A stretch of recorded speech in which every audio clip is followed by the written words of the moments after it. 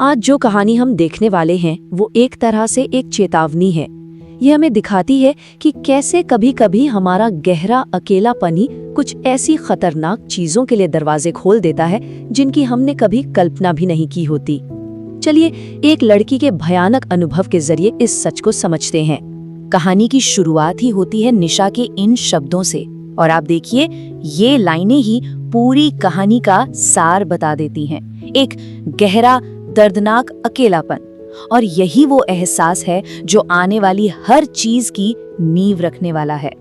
तो सबसे पहले ये समझते हैं कि आखिर ये सब शुरू कैसे हुआ, कैसे एक इंसान का अकेलापन ही एक अनजाने खतरे के लिए न्योता बन गया। निशा की जिंदगी में सपोर्ट की कमी ने उसे इतना कमजोर बना दिया था कि वो आने वाले खतरे को देख ही नहीं पाई।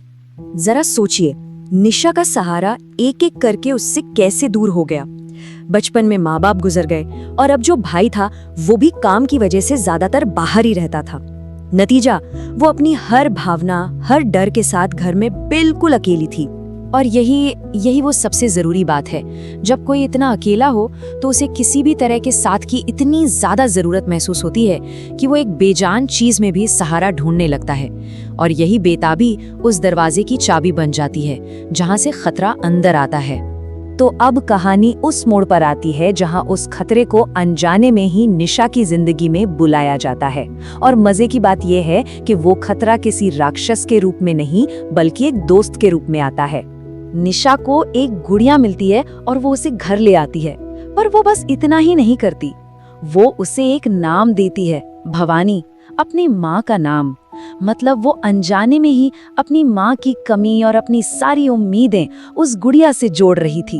और देखिए निशा के ये शब्द, वो अपनी सारी दबी हुई बातें, अपना सारा दर्द उस गुड़िया को बता देती है। और उसे सच में ऐसा लगता है कि उसे कोई सुनने वाला मिल गया है। एक गहरा मजबूत रिश्ता बन जाता है, वो भी पल भर में। लेकिन ये जो सुकून था ना, ये ज्यादा दिन नहीं टिकने वाला था, क्योंकि जो चीज एक दोस्त बनकर आई थी अब वो धीरे धीरे अपना असली रंग दिखाना शुरू कर रही थी। अब शुरू होता है डर का असली खेल। पहले तो अजीब सी बदबू आने लगती है, फिर ऐसा महसूस होता है जैसे कोई साथ चल रहा है। बात यहाँ तक पहुँच जाती है कि उससे डरावने सपने आने लगते हैं। सोते हुए छाती पर दबाव महसूस होता है और वो हिल भी नहीं पाती, चीख भी नहीं पाती। दिल की धड़कन तेज हो जाती, पसीने छूटने लगते। हर रात पहले से ज्यादा भयानक होती जा रही थी। अक्सर ऐसे अनुभवों को लोग सपना या वहम मानकर टाल देते हैं ना, लेकिन असल में ये सब क्लासिक संकेत थे कि वो लगाव अब एक खतरनाक रूप ले रहा था। ये कोई सपना नहीं था, ये चेतावनी थी। और जब एक पैरानॉर्मल इन्वेस्टिगेटर ने इस मामले को देखा तो उसे एक पैटर्न नजर आया। 1, 2 नहीं, पूरे 3 दिन का पैटर्न। 3 दिन तक उस शक्ति ने निशा के शरीर पर कब्जा करने की लगातार कोशिश की थी। तो आखिर हो क्या रहा था निशा के साथ? ये कोई दिमागी वहम था या कुछ और? चलिए अब इन्वेस्टिगेटर का नजरिया समझते हैं जिसने इस अनदेखी पहेली को सुलझाया।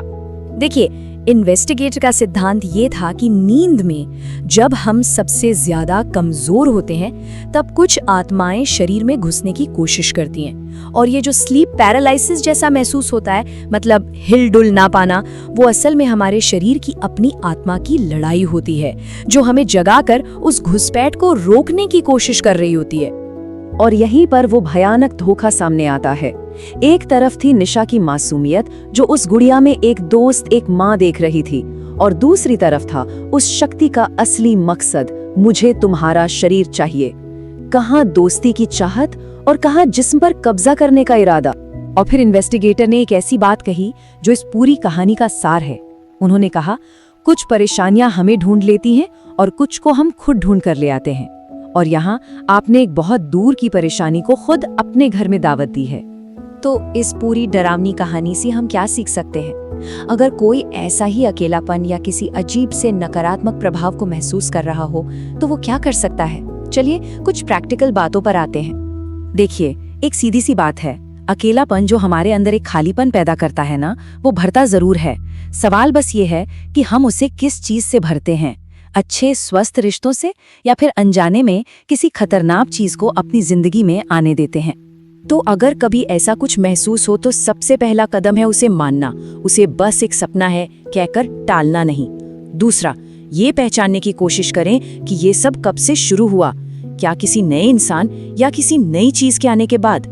तीसरा और सबसे जरूरी, चुप ना रहें, किसी भरोसेमंद इंसान से बात करें, क्योंकि आपका अकेलापन और आपकी चुप्पी ही उस नेगेटिविटी की सबसे बड़ी ताकत है। और आखिर में उस कनेक्शन को तोड़ने का फैसला करें और मदद मांगे। और अंत में बस एक सवाल, अगर किसी के जिंदगी में बार बार कोई नेगेटिव एहसास हो रहा हो तो क्या इसे एक चेतावनी की तरह देखा जाएगा? ये सवाल सिर्फ इस कहानी के लिए नहीं है, यह हमें याद दिलाता है कि अपने मन और अपनी जगह के लिए जागरूक रहना कितना जरूरी है, क्योंकि कभी कभी सबसे बड़ा खतरा वहीं से आता है जहां हम सबसे ज्यादा महफूज